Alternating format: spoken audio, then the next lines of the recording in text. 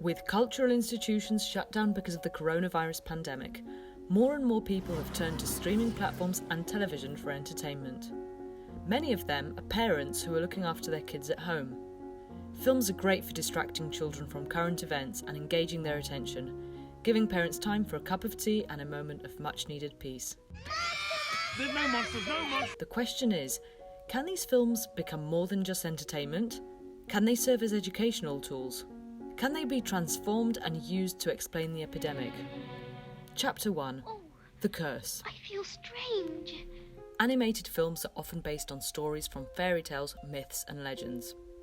Although they are adapted to entertain modern viewers, they frequently refer to Asian archetypes.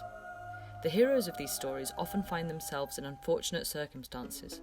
They explore, fight, flee, hide and get into all kinds of trouble. Sometimes they're even imprisoned. One of the most famous symbols of imprisonment is the tower. Fairy tales are full of princesses trapped in towers, where they were supposed to be safe from harm or evil spells. Mom says that when I'm old enough, my handsome Prince Charming will rescue me from my tower and bring me back to my family. And we'll all live happily ever after. Sickness rarely appears in children's films, but it could be compared to the curses cast by witches and wizards in magical worlds. Let's see how Sleeping Beauty can be used to explain the pandemic. Before the sun sets on her 16th birthday, she shall prick her finger on the spindle of a spinning wheel and die. Oh no! Aurora falls asleep after pricking her finger on the spindle of a spinning wheel, thus becoming patient zero. The whole kingdom is affected by the curse, and the only cure is the kiss of true love. A similar idea appears in Beauty and the Beast. Fairy tales are more than just entertainment. They were always used to teach children. Maybe this explains why curses are such a popular theme. Animated films show us that breaking age-old rules can have very serious consequences. In the face of the pandemic, parents can use these as examples to teach kids what could happen if we don't all follow the rules. Chapter 2. The Tower. The princesses locked up in towers have a lot of free time on their hands. Facing years of solitude forces them to be creative. The heroines of classic Disney films usually kept themselves busy with household chores. As their creators modelled them on the idea of the perfect American housewife, their modern counterparts, whose personalities are more developed, have passions and interests of their own.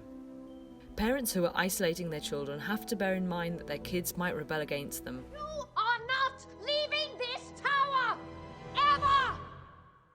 When princesses try to leave their towers, they often face resistance or even psychological or physical violence.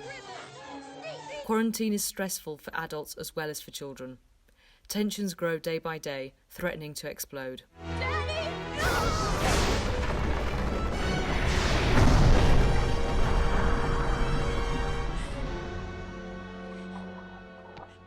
Disney consistently shows parents that toxic behaviour has tragic consequences for their relationship with children, teaching adults to listen to their kids and to explain instead of imposing.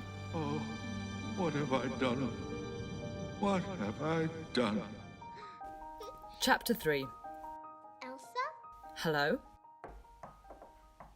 One of the most important rules we all have to stick to is social distancing. Disney's Frozen can be a great example of this behaviour. The heroines, Anna and Elsa, are sisters who were separated by a curse when they were small children. The characters in the film have to take certain precautions to minimise the threat, much like many families are doing at the moment. Frozen can be a comforting example for children whose siblings or other family members are in quarantine. In the end, good triumphs over evil, defeating the curse, and the sisters rebuild and strengthen their relationship. Anna? Oh, Elsa. You sacrificed yourself for me? I love you.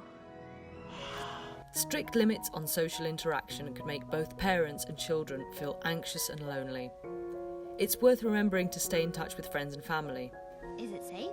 Sure. Do you trust me? What? Do you trust me?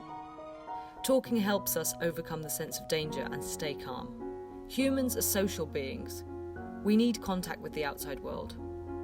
Some of the fairy tale princesses also faced loneliness. Following their example, we could encourage children to write a diary. Writing can be a great tool for dealing with emotions. Your goodness level is extra high. Nothing to worry about. Animals often play important parts in animated films. They're often the protagonist's closest friends and confidants. In real life, younger kids can turn to their pets or their teddies for comfort.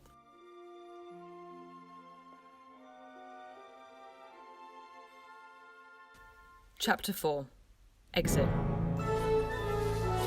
All Disney princesses finally leave their towers, literally or metaphorically. But what happens when they come back to the real world after a long period of isolation? Tangled provides an interesting visualization of the heroine Rapunzel's internal crisis. I can't believe I did this! Mother would be so furious. This scene is a great illustration of the fact that major changes can make us feel lost or scared. Although the characters go through hard trials, fairy tales always have happy ends. Their protagonists break their curses and manage to get out of trouble. Today, the pandemic scenario might seem more like a nightmare than a fairy tale. But if we think of our child as the hero of the story, we can transform it into a more friendly and accessible one through games and conversations. They wake the fairy queen, who breaks the spell and saves everyone! Parents can become the young protagonist's allies by supporting and preparing the child for a new reality, hoping for a happy ending.